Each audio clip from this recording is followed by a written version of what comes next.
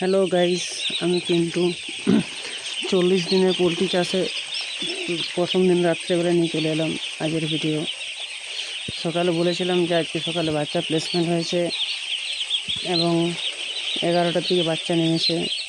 যেহেতু কোম্পানির চাষ করি সেহেতু আমাদের একটা মাসের শেষে বা 40 দিনের লট ওঠার পর যে লভ্যাংশ বা যে টাকাটা হয় সেই টাকাটার একটা পার্সেন্টেজ আমরা পাই। তো আমরা প্রথম দিনে রাত্রে ভিডিওতে এসেছি। প্রথম দিন সকালে যে জলটা লাগিয়েছিলাম, মানে আজ সকালে যে জলটা লাগানো হয়েছিল তাতে আমরা চিনি ব্যবহার করেছি।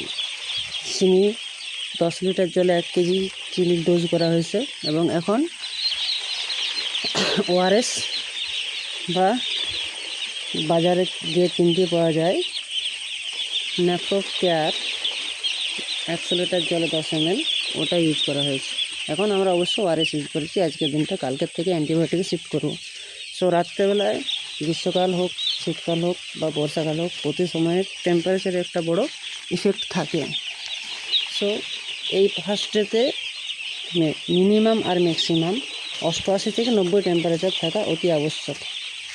যেহেতু আজের গরমটা খুব একটা বেশি আছে, বাতাসে আর্দ্রতা নেই, তাই আমরা পাশে যে একটু করে ফাঁকা রেখেছি যাতে বাতাসের ভেন্টিলেশন ঠিকঠাক হয় এবং সাথে 100 ওয়াট বা হলুদ বল যেগুলো সেগুলো ব্যবহার করেছি।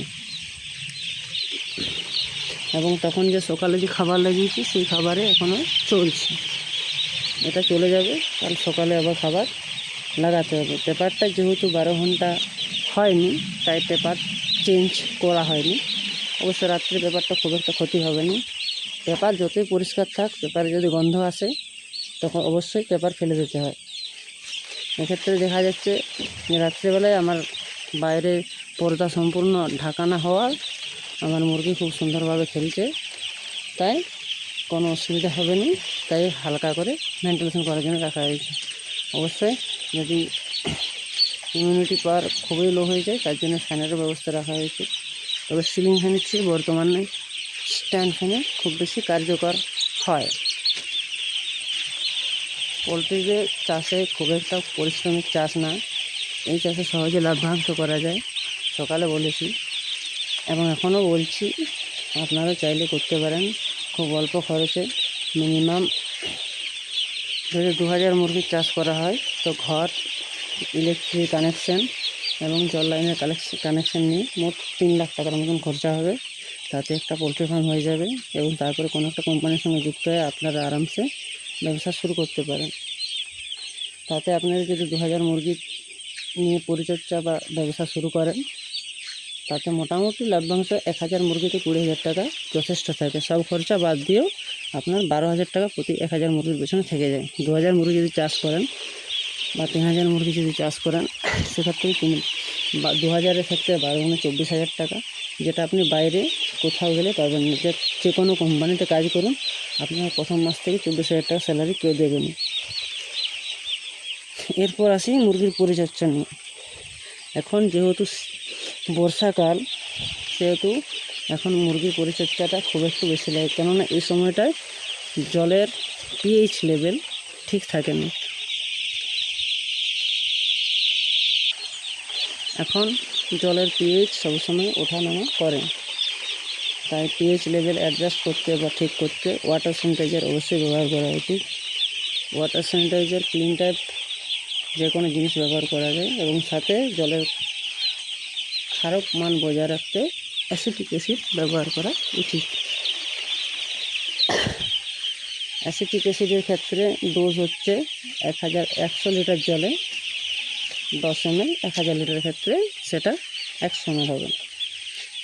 আপনার যদি জলের পিএইচ 6 বা তারও নিচে থাকে তাহলে কোনো কিছুই ব্যবহার করতে হবে না, শুধুমাত্র জলে শোধন দিলে মুরগি খুব সুন্দরভাবে বড় হবে এবং জল জাতীয় কোনো রকম ভাইরাস বা ওই জাতীয় কিছু পড়বে না। এখন বর্ষাকালে সবচেয়ে বড় প্রবলেম হচ্ছে কিডনি প্রবলেম। আপনারা যদি প্রথম থেকে কিডনি প্রবলেমের বিরুদ্ধে রুখে দাঁড়ান বা মোকাবেলা করেন তাহলে কিডনি প্রবলেম আসবে না। কিডনি প্রবলেমের সবচেয়ে ভালো সলিউশন হচ্ছে ন্যাপ্রো কেয়ার, ন্যাপ্রোটেক, চিনি, সেটারিন যেটা চাইবেন আপনারা সেটা ব্যবহার করতে পারবেন। তবে আমার সাজেশনে স্যাকারেন্টটা খুব বেশি কার্যকর হয়, কেননা ওটা খুব অল্প পরিমাণ দিলেও জলের মিষ্টতা বজায় রাখে। আর কিডনি প্রবলেম হওয়ার সবচেয়ে প্রধান কারণ হচ্ছে পাখি নিয়মিত বা খাবার খাওয়ার তুলনায় জল সম পরিমাণ খায় না।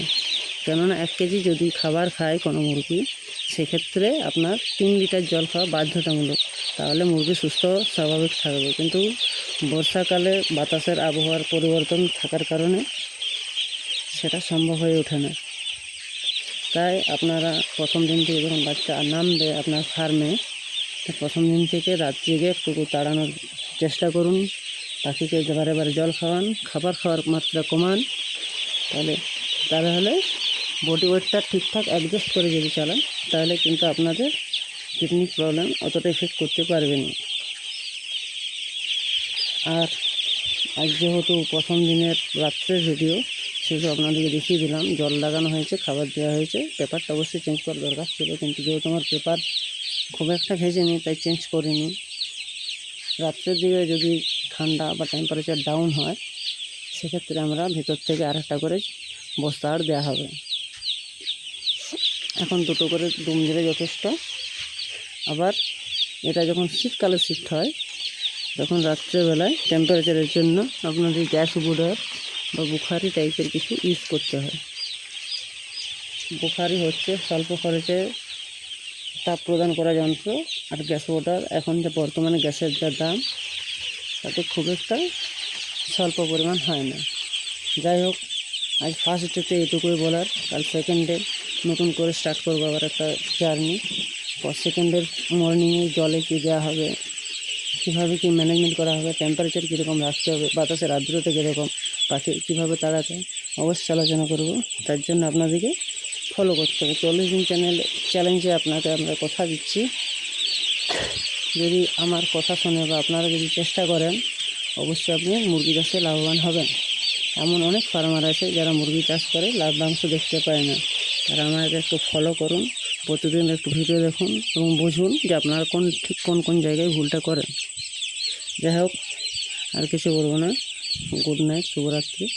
কারণ এরপর আমাদের রাজ্যে মুরগি তাড়াতে হবে, তাই কালকে আবার নতুন করে একটা ভিডিও নিয়ে আসবো। অবশ্যই দুবেলা ভিডিও দেবো, সকাল এবং রাত্রের ম্যানেজমেন্ট নিয়ে। অবশ্যই রাত্রেবেলায়, প্রতিদিন রাত্রেবেলায় আমরা ম্যানেজমেন্ট কী ওষুধ ইউজ করলাম, কী ওষুধ ইউজ করা ভালো, এসব নিয়ে আলোচনা করব। যাই হোক, ভিডিওটা অনেক বড় হয়ে গেল।